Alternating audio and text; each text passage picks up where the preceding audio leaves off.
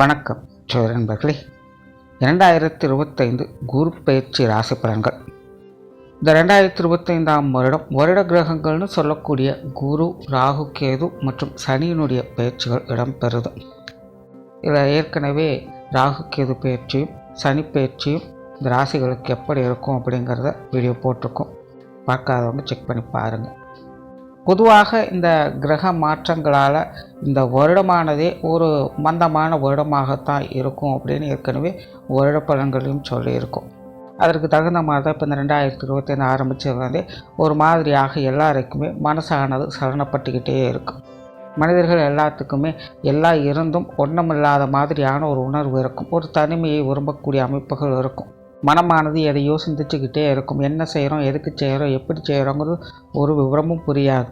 என்னமோ நாட்கள் ஓடிக்கிட்டு இருக்குது அப்படிங்கிற மாதிரி தான் இருக்கும். இது பொதுவாகவே எல்லாருக்குமே ஏற்படக்கூடிய ஒரு உணர்வாகத்தான் இந்த வருடம் இருக்குது. அதோட போன வருடத்தினுடைய அமைப்பு பிரகாரம் rich get rich, poor get poor அப்படிங்கிறதையும் சொல்லியிருந்தேன். அதுக்கு தகுந்த மாதிரி தான் பொருளாதார நிலையில் நிறைய ஏற்ற இறக்கங்கள் இருந்தது. பணக்காரங்க மேலும் பணக்காரங்களானாங்க, ஏழைகள் மேலும் ஏழைகளாகவே மாறினாங்க.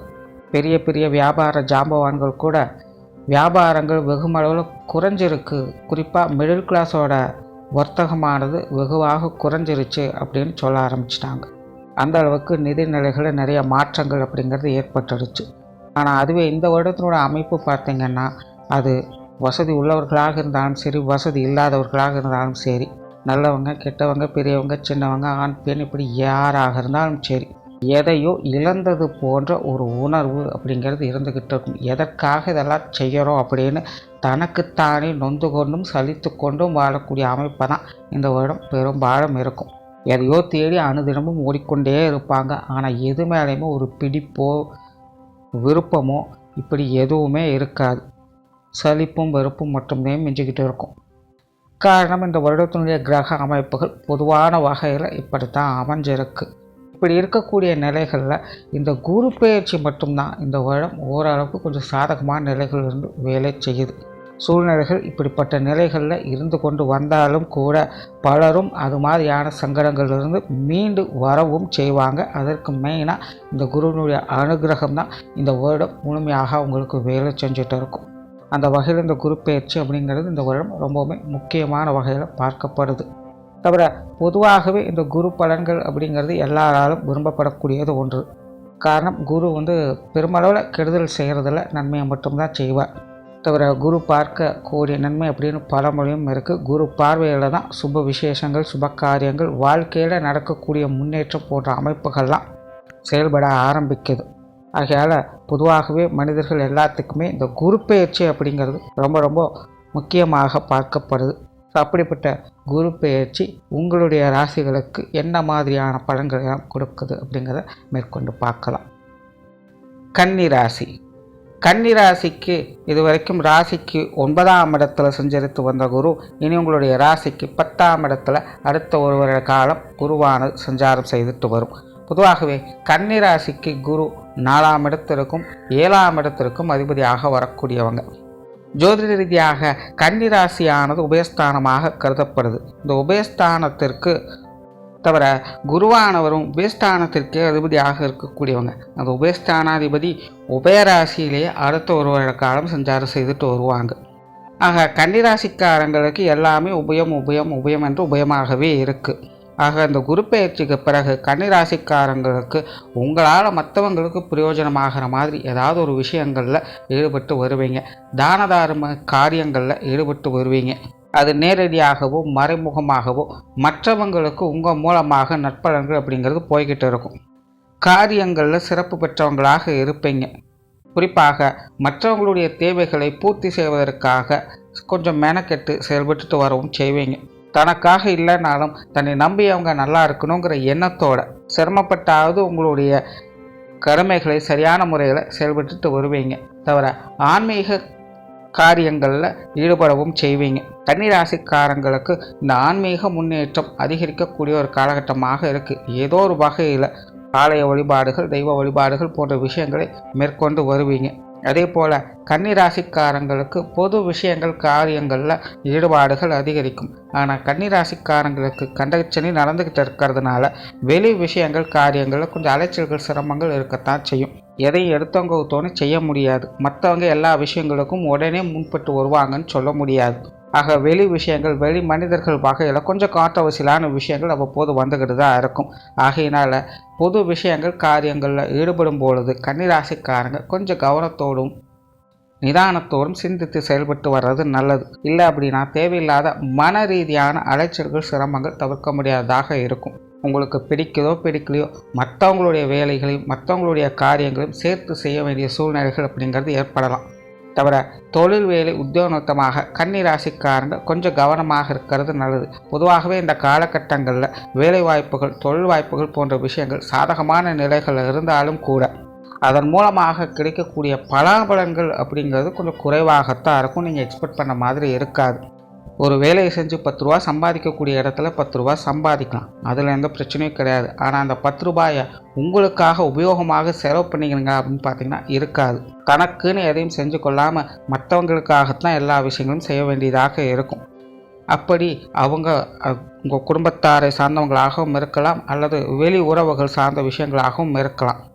ஆகையால் கன்னிராசிக்காரங்களுக்கு சம்பாத்தியத்தில் பெருசாக பிரச்சனை இருக்க போகிறதில்ல. ஆனால் சம்பாத்தியத்தை நல்ல விதமாக பாதுகாக்க வேண்டியது அவசியமாக இருக்கும். வீண் விரயங்கள் செலவுகள் போன்ற விஷயங்களை கொஞ்சம் கவனமாக இருங்க. சிலருக்கு இந்த தொழில் வேலை உத்தியமமாக சில இடமாற்றங்கள் போன்ற விஷயங்கள் அமையலாம். ஆல்ரெடி நிறைய கன்னிராசிக்காரங்க இருக்கிற வேலைகளை விட்டுட்டு வேறு வேலைகளுக்கு போகலாம் அப்படிங்கிற ஒரு எண்ணத்தோடு தான் இருப்பாங்க. அந்த மாதிரியான நிலைகள் சிலருக்கு பூர்த்தியாகும். எல்லாருக்கும் செட் ஆகும்னு சொல்ல முடியாது. ஒரு சிலருக்கு அவங்களுடைய இடமாற்ற தேவைகள் அப்படிங்கிறது பூர்த்தியாகும். ஆனால் இடம் மாறி இருந்தாலும் அதே சூழ்நிலைகளை தான் திரும்பவும் பார்த்துட்டு வருவீங்க. பெருசாக முன்னேற்றங்கள் இருக்க போகிறதில்ல. இக்கரை கக்கரை பச்சை அப்படிங்கிற மாதிரி தான் இந்த விஷயங்கள்லாம் இருக்கும். ஆக தொழில் வேலை உத்தியோகமாக இந்த இடமாற்றங்கள் போன்ற விஷயங்கள் கிடைத்தாலும் ஒரே மாதிரி தான், கிடைக்கலாட்டினாலும் ஒரே மாதிரி தான். ஆகையால் இது சார்ந்த விஷயங்களில் மன சஞ்சலங்களில் ஈடுபட்டுக்காதீங்க. தவிர இந்த காலகட்டங்களில் வெளியூர் மற்றும் வெளிநாடு சமாச்சாரங்கள் அப்படிங்கிறது கன்னிராசிக்காரங்களுக்கு கொஞ்சம் சுணக்கமாகத்தான் இருக்கும். இது சார்ந்த விஷயங்கள்லாம் கொஞ்சம் கவனத்தோடு செயல்பட்டு வர்றதே நல்லது. மற்றவங்களை நம்பி தேவையில்லாத ஆசை வார்த்தைகளை நம்பி முன்பின் தெரியாத விஷயங்களில் ஈடுபடாதீங்க. அது கண்டிப்பாக ஏதாவது ஒரு வகையில் சின்ன சின்ன சங்கடங்களை தான் ஏற்படுத்தும். அதாவது கன்னிராசியை பொறுத்த வரைக்கும் இந்த குரு பயிற்சியானது சுய முன்னேற்றம் அப்படிங்கிறத பெருசாக எதிர்பார்க்க முடியாது. ஆனால் அதே நேரம் குடும்ப வளர்ச்சி, குடும்பத்துக்குள்ள சுப விசேஷங்கள் சுப காரியங்கள் குடும்ப தேவைகள் பூர்த்தி அடையிறது, குடும்ப உறவுகள் வகையில் சுமூகமான மாற்றங்களை பெறுவது, இந்த மாதிரியான சூழ்நிலைகளை அதிகம் பார்த்து வருவாங்க. சுருக்கமாக சொன்னால் கைக்கு அடக்கமாக தான் உண்டு தான் குடும்பம் உண்டுன்னு அமைதியாக வாழக்கூடிய ஒரு காலகட்டமாக இருக்கும். பெற்றோர்களுடைய விஷயங்கள் காரியங்களில் ஈடுபாடுகள் அதிகரிக்கும். அவங்க வகையில் சில சுமூகமான மாற்றங்களையும் அனுகூலங்களையும் பெற்று வருவீங்க. குறிப்பாக தாய்வழி உறவுகளுக்காக சில விஷயங்கள் காரியங்களை செய்ய வேண்டியதாக இருக்கும். உடன்பிறப்புகள் வகையில் சில மாற்றங்கள் அப்படிங்கிறது இருக்கும். இது வரைக்கும் கொஞ்சம் முறைஞ்சிக்கிட்டு இருந்தவங்க கூட இனி கொஞ்சம் சமாதானத்தை விரும்பி வர ஆரம்பிப்பாங்க. இனி பெருசாக சங்கடம் இருக்காது, எல்லாம் அனுசரித்து போய்க்கலாம். கணவன் மனைவி உறவுகள் மற்றும் குழந்தைகள் சார்ந்த விஷயங்கள் ஏற்ற இறக்கங்களாகவே இருக்கும். அப்பப்போ சப்போர்ட் பண்ணுவாங்க, அப்பப்போ கொஞ்சம் அப்போஸ் பண்ணவும் செய்வாங்க. வீட்டுக்கு வீடு வாசப்படிங்கிற மாதிரி கணவன் மனைவி உறவுகளும் குழந்தைகள் சார்ந்த விஷயங்களும் கொஞ்சம் ஏட்டிக்கு போட்டியாகத்தான் இருந்துட்டு இருக்கும். சூழ்நிலை சந்தர்ப்பத்தில் அந்த மாதிரி கொஞ்சம் அனுசரித்து போய்க்கங்க. தவிர உற்றார் உறவினர்கள் நண்பர்கள் வகையிலும் கொஞ்சம் கவனமாக இருங்க. பொதுவாகவே கன்னிராசிக்காரங்களுக்கு உறவினர்கள் வகையிலும் சரி நண்பர்கள் வகையிலும் சரி சரியான வகையில் பிடிப்புகள் அப்படிங்கிறது இருக்காது. காரண காரியங்களே இல்லாமல் ஒருத்தருக்கு ஒருத்தர் முகத்தை திருப்பி கொண்டிருக்கக்கூடிய சூழ்நிலையை தான் கொடுத்துட்டு இருக்கும். நல்லவங்களோ ஆகாதவங்களோ எல்லாருமே பட்டுமடாமல் தான் ஈடுபட்டு வருவாங்க. ஆகையினால் உறவினர்களாகட்டும் நண்பர்களாகட்டும் பெருசாக எந்த ஒரு எதிர்பார்ப்பும் இல்லாமல் இருந்துக்கிறது நல்லது. பொருளாதாரம் சார்ந்த விஷயங்களில் சில திடீர் அதிர்ஷ்ட வாய்ப்புகளை எதிர்பார்க்கலாம்.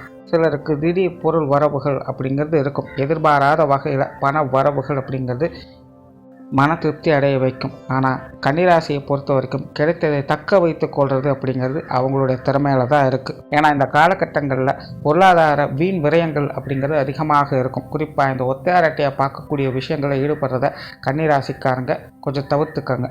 அதே போல் இந்த கடன் சார்ந்த விஷயங்களும் முடிஞ்ச அளவுக்கு கொஞ்சம் தவிர்த்துக்கங்க. கூப்பிட்டு வம்பிடியாக கடன் கொடுத்தே ஆகணும்னு சிலலாம் கடன் கொடுப்பாங்க. ஆனால் கொடுத்ததுக்கப்புறம் அதை வச்சு பல பிரச்சனைகளையும் பண்ணுவாங்க. ஆகையினால் இந்த கடன் சார்ந்த விஷயங்களை சிந்தித்து செயல்படுறது நல்லது. அதே போல் உடல்நலம் சார்ந்த விஷயங்களில் ஏற்ற இறக்கங்கள் அதிகமாக இருக்கும். கன்னிராசிக்காரங்களுக்கு அவங்கவுங்க வயது நிலைகளுக்கேற்ப சின்ன சின்ன உடல் உபாதைகள் அப்படிங்கிறது தவிர்க்க முடியாததாக இருக்கும்.